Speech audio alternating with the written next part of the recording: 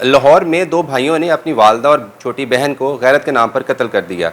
Police ने दोनों मुलजमान को गिरफ्तार कर लिया है। यह वाक़या कब और क्यों, कहाँ पर पेश आया? SP investigation model town doctor याज हमारे साथ मौजूद हैं, इनसे हम बात करते हैं। डॉक्टर साहब, बहुत शुक्रिया आपका। सबसे पहले ये बताइएगा कि हम ये कैसे अज्यूम किया गया पुलिस की तरफ से कि ये ऑनर किलिंग है? जी बिल्कुल, ये 2 महीने पहले एक एफ़आईआर दर्ज हुई थी 365 बी की। ये एक ख़ातून है और उसकी बेटी हैं।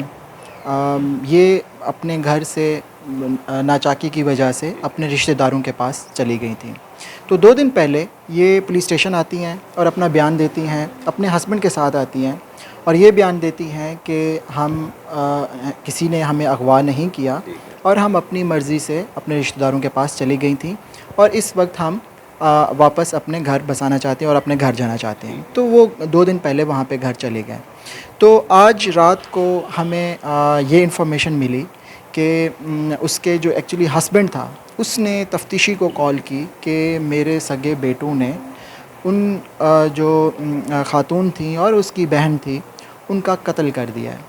तो ये बड़ी एक हमारे लिए सीरियस इन्फॉर्मेशन थी। इमीडिएटली पुलिस ने वहाँ पे रिस्पॉन्ड किया, जाके क्राइम सीन हमने विज़िट किया। वेपन ऑफ ऑफेंस, जो शार्प वेपन ऑफ ऑफेंस था, नाइफ़, वो हमने रिकवर किया।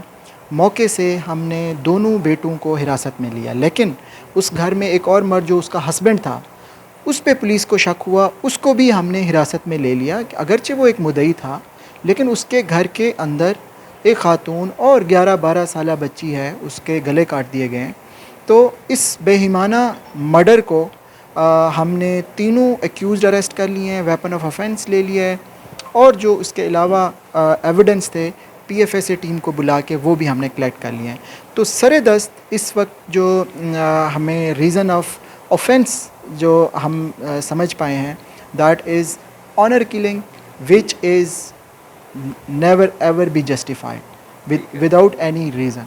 अच्छा, जैसा डॉक्टर साहब आपने बताया कि उसका खामद आया था बच्ची को, अपनी बेटी को और बीवी को लेकर पुलिस स्टेशन, क्या ये कोई ट्रैप था उनकी तरफ से कि बज़ाहिर पुलिस को ये दिखाने के लिए कि जी हम ठीक है, वो घर वापस आ गए तो हम उनको एक्सेप्ट कर रहे हैं, लेकिन उनकी इंटेंशन थी उनको ख़त्म करना? एक्चुअली ये सारा जो मामला था, ये घरेलू नाचाकी हुई। वो ख़ातून जो है वो अपनी उसकी स्टेटमेंट है कि वो अपनी बहन के पास चली गई थी। तो ये सारी चीज़ें एक्चुअली जो 365 बी की एफ़आईआर थी, ये मुद्दई को मालूम था कि उसकी बीवी और उसकी बेटी किसके पास गए हुए हैं। तो वो एफ़आईआर जो दर्ज हुई थी, उस एफ़आईआर के डिस्पोज़ल के लिए वो एक बयान होता है जिसको कहते हैं 164 का बयान, जिसमें जो ख़ातून होती है वो कोर्ट में जाके बयान देती है। तो ये पुलिस स्टेशन पे आए। आज एक्चुअली 164 का बयान होना था। तो रात को इन्होंने मौका जान के ये इल्ज़ाम लगा के, I would say I have already said कि there is no justification and there is no honour in fact in the honour killing. तो उन्होंने इन ख़ातून और उसकी जो बेटी थी, उनको इन्होंने बेईमाना कत्ल किया। हमने इन एक्यूज़्ड को अरेस्ट कर लिया है। पुलिस अपना जो एविडेंस है वो कलेक्ट कर ली है।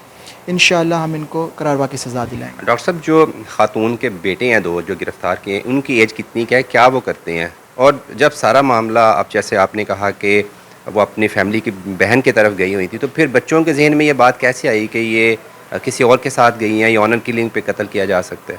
जी बिल्कुल, एक की उम्र 17 साल है, एक की उम्र 15 साल है। दो के साथ हमने इसके हस्बैंड को भी अरेस्ट कर लिया है।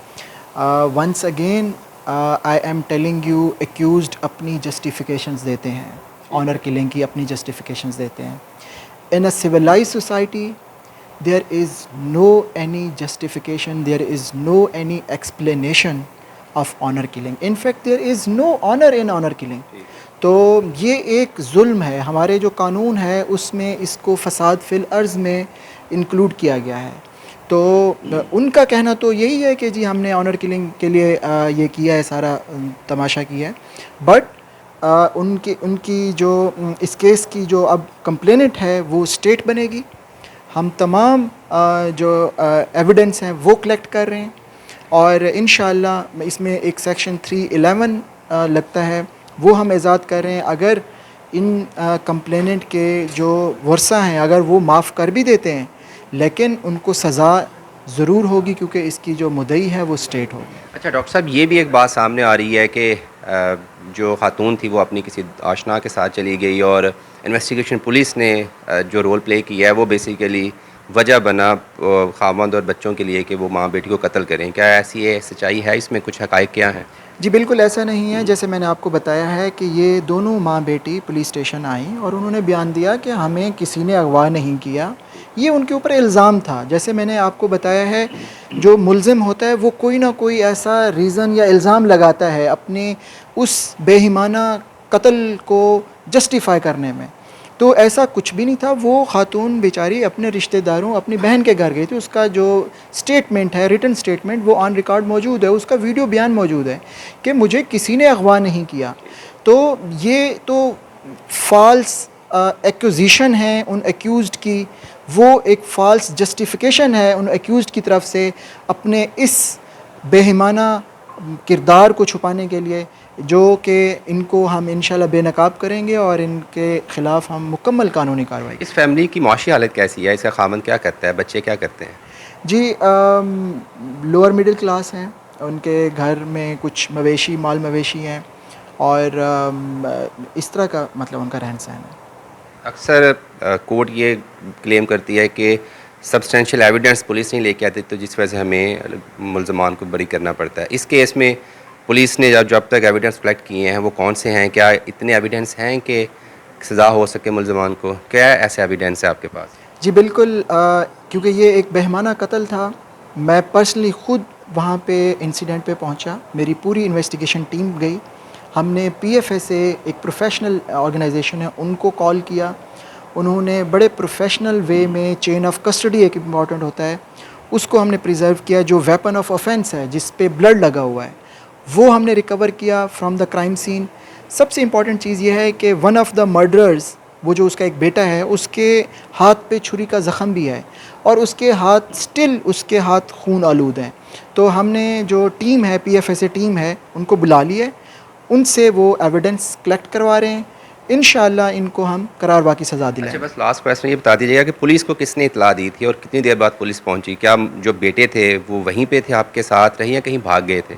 जी बिल्कुल, जो इस ख़ातून, मरने वाली ख़ातून का जो हस्बैंड है, उसने, कंप्लेनेंट जो है, उसने तफ्तीशी को कॉल की। जैसे कि मैंने आपको बताया कि वो सारे मामलात चल रहे थे। उसने तफ्तीशी को कॉल की कि मेरे बेटों ने इस ख़ातून का और बच्ची का कत्ल कर दिया है। तो पुलिस ने इमीडिएटली रिस्पॉन्ड किया वहाँ पे और एरिया को, जैसे हमारी एसओपीज़ होती हैं, एरिया को कॉर्डन ऑफ किया और तमाम जो वैल्यूएबल एविडेंस थे उनको हमने कलेक्ट कर लिया। तो जो बेटे थे क्या वो भी वहीं पे थे या भागे थे? जी बिल्कुल, वहाँ पे उनके दोनों बेटे और उसका जो कंप्लेनेंट था, उनका बाप, हमने तीनों को वहीं से मौके से हमने गिरफ़्तार कर लिया। जी, बहुत शुक्रिया, आपने डॉक्टर साहब की गुफ्तगू सुनी और इनका यही कहना है कि शवाहिद भी इकट्ठे कर लिए गए और अपेरेंटली एक गलत जो है वो मालूमात की बना पर बेटों ने, और जिसमें मुबैना तौर पर उनका खावंद भी शामिल हो सकता है, अपनी माँ को और बेटी को कत्ल किया है।